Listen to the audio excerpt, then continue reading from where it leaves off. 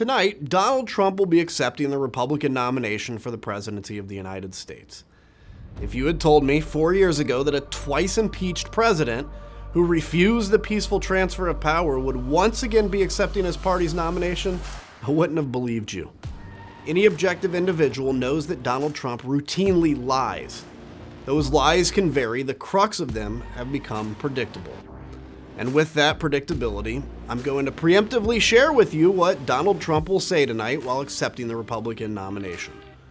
Donald Trump will portray America as a once great nation that has become weak, a country without borders. He'll claim that immigrants are flooding into America because no one finished his wall after he left office. And he'll portray himself as the only person who can secure the border. He'll make grandiose claims that under his watch, America had the greatest economy in history, and that since he left office, inflation is killing the American economy and destroying jobs. He'll paint a picture of an America overrun with crime, where criminals are allowed to do whatever they want while politicians attack police officers and fail to back the blue.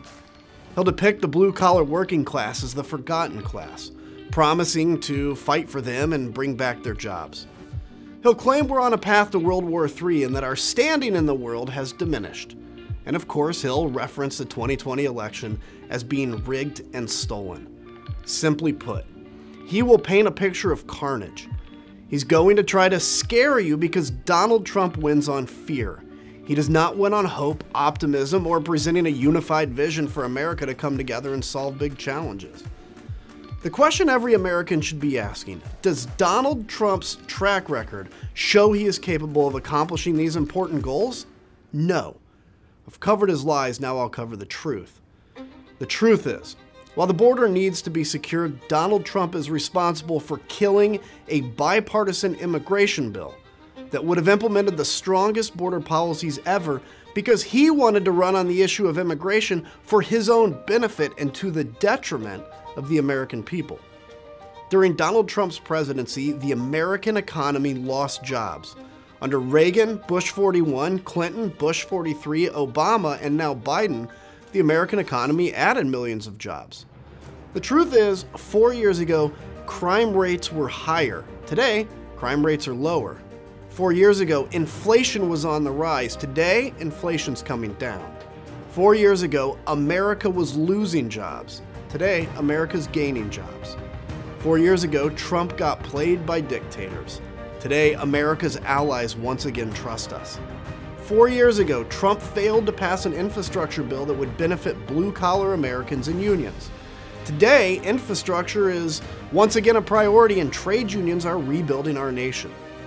4 years ago, so-called forgotten counties in America were struggling economically. Today, they're adding jobs and recovering. As we look to November and beyond, remember the past. Remember the constant chaos of a Trump presidency. Remember how China's influence grew, how American farmers lost market share, how we lost jobs, how infrastructure was ignored, and how America's standing in the world was diminished. And remember how he lost a free and fair election and decided to attack our democracy. That's the truth. Is there still work to be done? Of course. But we can't go back to the past. America's best days are in front of us, not behind us. And when we all come together as Americans, there is nothing we cannot accomplish.